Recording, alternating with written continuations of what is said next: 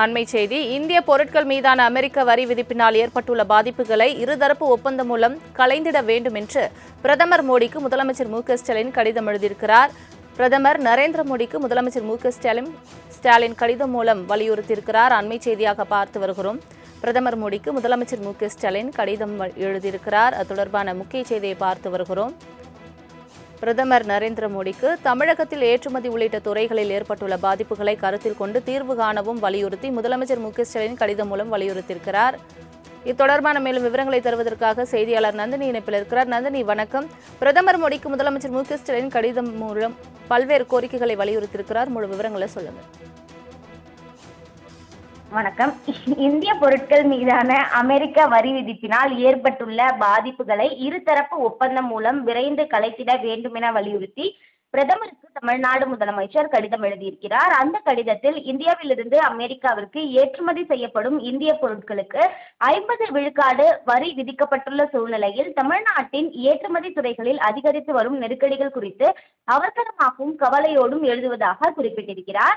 குறிப்பாக நாட்டின் ஜவுளி ஏற்றுமதியில் 28 விழுக்காடு அளவிற்கு பங்களிப்பினை வழங்குவதுடன் சுமார் 75 லட்சம் தொழிலாளர்களுக்கு வேலை வாய்ப்பினை வழங்குவதாக குறிப்பிட்டுள்ள முதலமைச்சர், இந்தியாவின் தோல் பொருட்கள் மற்றும் காலணி ஏற்றுமதியிலும் 40 விழுக்காடு அளவிற்கு முக்கிய பங்காற்றி 10 லட்சத்திற்கும் மேற்பட்ட தொழிலாளர்களுக்கு வேலை வாய்ப்பினை வழங்கி வருவதாகவும் குறிப்பிட்டிருக்கிறார்.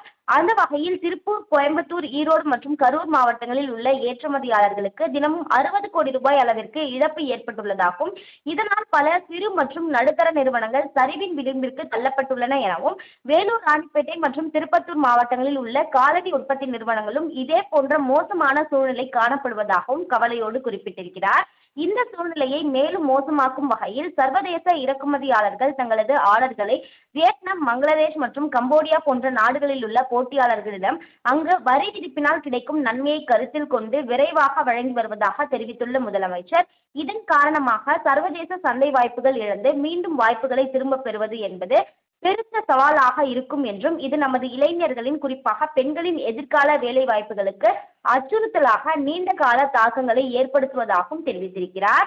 எனவே இந்த நிலையான வர்த்தகத்தை வளர்த்தெடுப்பதற்கும் உள்நாட்டு தொழில்கள் மற்றும் வேலைகளை பாதுகாப்பதற்கும் பிரதமர் கொண்டுள்ள உறுதிப்பாட்டின் மீது நம்பிக்கையுடன் இருப்பதால் அமெரிக்க வரி விதிப்பினால் ஏற்பட்டுள்ள பாதிப்புகளுக்கு விரைவில் தீர்வு காண வேண்டும் எனவும் பிரதமருக்கு எழுதியுள்ள கடிதத்தில் தமிழ்நாடு முதலமைச்சர் கேட்டுக்கொண்டுள்ளார்.